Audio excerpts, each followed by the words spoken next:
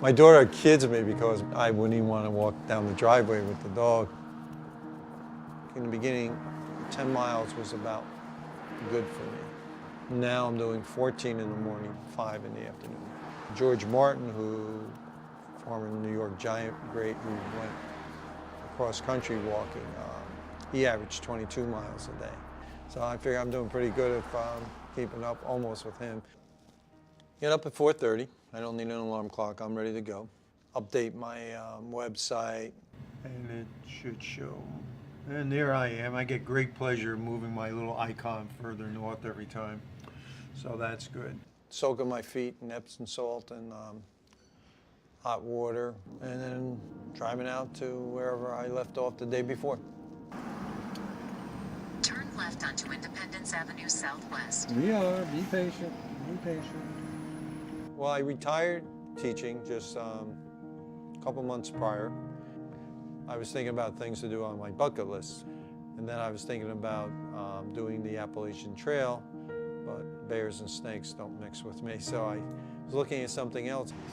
And then I was Steinbrenner Field, taken into spring training and in front of George's statue. And I said, wouldn't it be cool if I walked somewhere and named each mile after a Yankee player? And then I said, well, start here and go to Yankee Stadium in New York. And then I wanted to do it in honor of somebody, you know, and I thought of my nephew Gary, who was a 9/11 victim. So, and him and I went to some Yankee games together. We always had a good time. Well, one time I called him up, and I don't know, or maybe he called me, and he said, well, the Yankees are up in Fenway. I said, Fenway? I said, that's Boston. I said, that's a long ride. He goes, come on, Uncle Rich. So we drove up. We went up to Fenway to watch the game. And we always used to stop at a local beer place called Stan's across from Yankee Stadium. It was a tradition. But that was the type of individual he was. He was just, you know, somebody that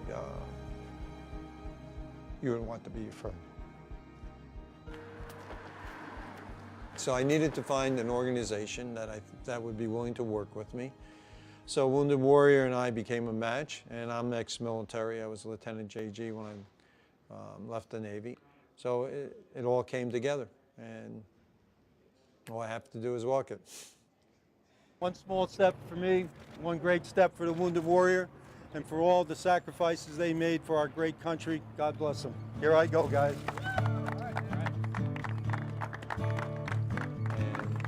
I was on my way. And the total amount of miles, I think, will end up being around 1,200 and something.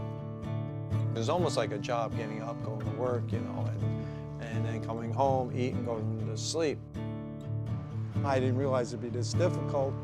I mean, the hills kill you. That wind, the bugs, the weeds, the trucks. I'm hoping it's going to flatten out sooner. I mean, 20 hills a day isn't the best way to make a living. You just got to ignore the pain. If you let it get into your head, it'll destroy you. And I can't. You know, I'm too close to let that happen. And it was slow, but then people became more aware, and contributions started rolling in. I had someplace down south, one baked homemade biscuits for me, and I mean, I had a girl stop with her puppy when I was on my lunch break. She only had like $1 something. She said, that's all I have, and she gave it to me. And I shared my bucket water with the pup. I had one time when I almost got hit on the road, a sheriff stop and come over, and we talked about it. And he says, well, I'm an Atlanta Braves fan, but here's a donation for you. I mean, when I look back, a lot of cool stuff. When I get to Yankee Stadium, they're arranging at Stan's to have a little thing there, so maybe I'll get up on the bar and toast my nephew. But I just figure when I get up to New York and at that memorial, I think if everybody that lost somebody in 9/11 could think of